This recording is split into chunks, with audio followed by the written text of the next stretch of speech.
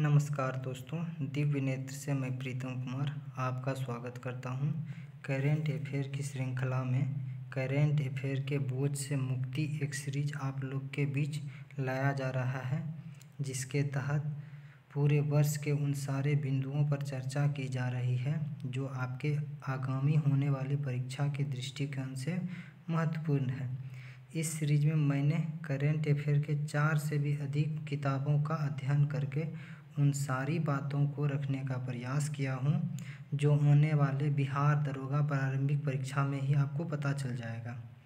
चलिए वीडियो की शुरुआत जुलाई महीने के दूसरे वीडियो से करते हैं। अगर आप चैनल पर नए हैं तो सब्सक्राइब करें और शेयर करें ताकि ज़्यादा से ज़्यादा लोगों तक ये बात पहुँचे। चैनल अभी नया है और ज़्यादा लोग तक आप लोग को पहुँचाने में मेरा मदद कीजिए। चलिए शुरू करते हैं।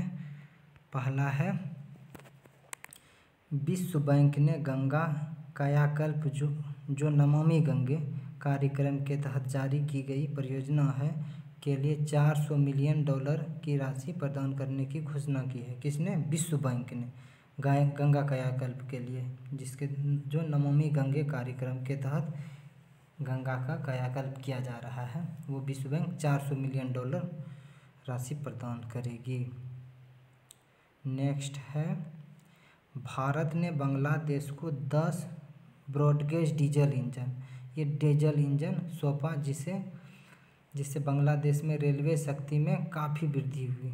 रेलवे का 10 इंजन बांग्लादेश को भारत ने सौंपा, ये एक अच्छा कदम है, वृद्धि हुई। इस प्रकार भारतीय रेल अपने पड़ोसी देशों से बेहतर संबंध स्थापित करने में महत्वपूर्ण भूमिका निभा रही है।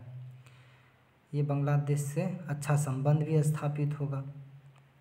नेक्स्ट चलते हैं, मलेशिया के पूर्व प्रधानमंत्री क्या नाम है, नजीब रजाक को एक सरकारी निवेश कोष से अरबों डॉलर के गबन करने के मामले में 12 साल की जेल की सज़ा सुनाई गई है। चलिए अच्छा बात है। नेक्स्ट चलते हैं, भारतीय जलवायु कार्यकर्ता अर्चना सोरेन, कौन है जलवायु कार्यकर्ता? अर्चना सोरेन को संयुक्त राष्ट्र महासचिव एंटोनियो गुटेरेस ने अपना सलाहकार समूह में शामिल करने हेतु प्रस्ताव पारित किया। कौन संयुक्त राष्ट्र महासचिव अभी कौन है? Antonio Guterres. अर्चना सोरेन को शामिल करने का प्रस्ताव रखा गया है। नेक्स्ट चलते हैं,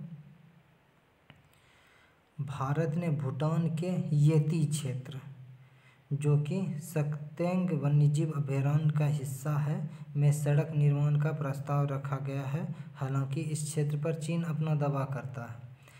इस सड़क निर्माण से अरुणाचल प्रदेश के तवांग तक की दूरी को कम किया जा सकेगा। चलिए, चीन का एक नीति है कि पड़ोसी देश के क्षेत्र पे बराबर अपना दावा करते रहने का। भारत ऐसा नहीं करता है। हम लोग बहुत अच्छे विचार के लोग हैं। चलिए नेक्स्ट चलते हैं, झेलम नदी पर आज़ाद पट्टन जल विद्युत परियोजना के लिए हस्ताक्षर पाकिस्तान तथा चीन के मध्य संपन्न हुआ। इसके तहत 700 मेगावाट शक्ति वाली परियोजना रखी गई है। इससे पहले दोनों देशों के मध्य कोहाल जल विद्युत परियोजना को लेकर समझौता हुआ था। कौन विद्युत परियोजना है? झेलम नदी पर आज़ाद पट्टन जल विद्युत परियोजना। किसके बीच? भारत और पाकिस्तान तथा चीन के बीच। इस 700 मेगावाट शक्ति वाला है। इससे पहले जो था दोनों देशों के मध्य, मतलब पाकिस्तान तथा चीन के मध्य कोहाल जल विद्युत परियोजना पे समझौता हुआ था। नेक्स्ट चलते हैं, चीन ने हांगकांग के लिए नया राष्ट्रीय सुरक्षा कानून पारित कर दिया है, जो 1 जुलाई से लागू हो गया है। इसके तहत हांगकांग में होने वाले सभी मामलों की सुनवाई का अधिकार अब चीन को है, जिससे हांगकांग के नागरिकों को उसकी स्वायत्तता खत्म होने का डर है। यहाँ की व्यवस्था अब चीन के तहत हो जाएगी। इस कारण हांगकांग में विरोध प्रदर्शन देखा जा रहा है। अभी थोड़ा देर पहले क्या बोले, चीन का ये नीति रहा है पड़ोसी देश पे अपना अधिकार जमाना, दबदबा स्थापित करना। ये ग्लोबल शक्तिशाली बनना चाहता है। तो चलिए अच्छा है चीन के लिए।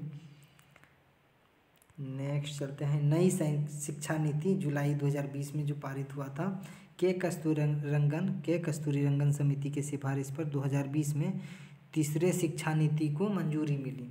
ये 2020 वाला शिक्षा नीति कौन सा है? तीसरा शिक्षा नीति को मंजूरी मिला। मानव संसाधन विकास मंत्रालय का नाम शिक्षा मंत्रालय किया गया। ये कल भी था लेकिन आज भी जोड़ दिए गए हैं। इसमें अगला पॉइंट क्या है? शिक्षा में जीडीपी का 6% खर्च करने का लक्ष्य रखा गया। नई शिक्षा नीति के तहत 6% रखा गया है जीडीपी का खर्च करने का, जो वर्तमान में 4.43% है। शिक्षा नीति तो पूरा एक पेज में है पूरा, लेकिन उससे क्या मतलब बनता है, उससे प्रश्न भी नहीं आएगा। और अगर आ भी गया है तो ये मामला बहुत पुराना है। आप लोग को सबको पता होगा कि शिक्षा नीति में क्या क्या व्यवस्था है। चलिए नेक्स्ट चलते हैं। असम सरकार ने दिहांग पटकोई वन्यजीव अभयारण्य, याद रखिएगा दिहांग पटकोई वन्यजीव अभयारण्य को राष्ट्रीय उद्यान में उन्नत करने की घोषणा की। किसको? दिहांग पटकोई वन्यजीव को अभयारण्य को राष्ट्रीय उद्यान में उन्नत करने की घोषणा की। यह हाथियों के लिए प्रसिद्ध है, यहाँ पे हाथी पाया जाता है। नेक्स्ट है, भूमि पर निगरानी हेतु उड़ीसा सरकार ने BIUTS, क्या full form? Bhubaneswar land use intelligence system launch किया, जिसके तहत भूमि पर कब्जा करने वाले से सरकारी भूमि को अतिक्रमण से बचाने हेतु सैटेलाइट तकनीक और आर्टिफिशियल इंटेलिजेंस का उपयोग करने वाला भारत का पहला राज्य बना।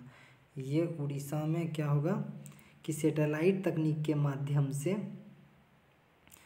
जो सरकारी भूमि है उस पर कोई अधिकार नहीं कर ले, उसको बचाने का कार्य करेगा। ये भारत का पहला ऐसा राज्य बना है जो सैटेलाइट तकनीक से इस व्यवस्था को देखेगा। नेक्स्ट चलते हैं। जुलाई 2020 में प्रधानमंत्री ने मध्य प्रदेश में 750 मेगावाट क्षमता वाले रावी सोलर प्लांट, याद रखिएगा रावी सोलर प्लांट का उद्घाटन किया। रावी सोलर प्लांट से ऐसा लगता है कि रावी नदी पे स्थित होगा और हम लोग का मैप में दिमाग चल जाएगा पंजाब और हिमाचल प्रदेश के आसपास, जम्मू कश्मीर के आसपास, लेकिन ऐसा नहीं है। रावी सोलर प्लांट मध्य प्रदेश में 750 मेगावाट क्षमता वाला है। नेक्स्ट चलते हैं। वर्ष 2018 में बाघ के लिए जारी सर्वे को 29 जुलाई को Guinness book of world record में जगह मिली। ये क्या है?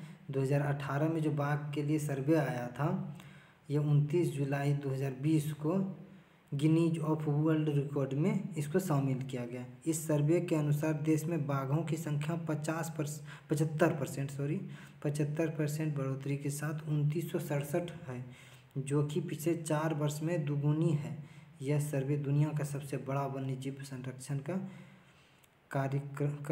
कीर्तिमान स्थापित कर चुका है। नेक्स्ट चलते हैं। काजीरंगा राष्ट्रीय उद्यान सुनहरे बाघ, ये गोल्डन टाइगर कहाँ पाया जाता है? काजीरंगा में। काजीरंगा राष्ट्रीय उद्यान सुनहरे बाघों की संख्या में लगातार कमी देखी जा रही है। काजीरंगा में अब इसकी संख्या 4 रह गई है, मात्रम 4 रह गई है। दुनिया में केवल काजीरंगा में ही गोल्डन टाइगर मौजूद है। चलिए नेक्स्ट चलते हैं। भारत में पहले लाइकेन पार्क कौन है? लाइकेन पार्क उत्तराखंड के पिथौरागढ़ जिले में स्थापित की गई, जिसमें 150 से अधिक लाइकेन प्रजाति को रखा गया है। चलिए ये भी हो गया। नेक्स्ट क्या है? भारतीय रेल ने अब तक की सबसे लंबी ट्रेन, शेषनाग ट्रेन तो याद हो जाएगा, लंबी ट्रेन शेषनाग, नाग का चित्र याद रखिएगा, शेषनाग का ट्रेन जो 2.3 किलोमीटर की लंबाई का है, परिचालन शुरू कर दी गई है। तो 2.3 किलोमीटर लंबी ट्रेन है। ट्रेन का क्या नाम है? शेषनाग ट्रेन। याद हो जाए, शेषनाग से याद रखिएगा लंबी। शेषनाग कैसा होता है? लंबा होता है, तो उससे लंबी ट्रेन 2.3 किलोमीटर का परिचालन कर दिया गया है। नेक्स्ट चलते हैं। यूनेस्को ने अरुणाचल प्रदेश में बोली जाने वाली भाषा तवांग को क्रिटिकल इंडेंजर्ड लैंग्वेज की श्रेणी में शामिल किया गया है, जो अब विलुप्त के कगार पर है। वही क्रिटिकल इंडेंजर्ड लैंग्वेज या कुछ भी हो सकता है इस जगह, लेकिन यूनेस्को ने ही जारी करता है क्रिटिकल इंडेंजर्ड। तो यहाँ लैंग्वेज खतरे में है तो लैंग्वेज है। क्रिटिकल इंडेंजर्ड लैंग्वेज की श्रेणी में किसको शामिल किया गया है? अरुणाचल प्रदेश में बोली जाने वाली भाषा तवांग को। यह लगभग विलुप्त के कगार पे है। चलिए इसको बचाने के लिए, इस भाषा को बचाने के लिए कोई न कोई प्रयास किया जाएगा। नीति आयोग द्वारा जारी आकांक्षी जिला डेल्टा रैंकिंग में डेटा होना चाहिए। डेल्टा रैंक नीति आयोग द्वारा जारी आकांक्षी जिला रैंकिंग 2020 में बीजापुर को प्रथम स्थान प्राप्त हुआ। यह किस राज्य में है? छत्तीसगढ़।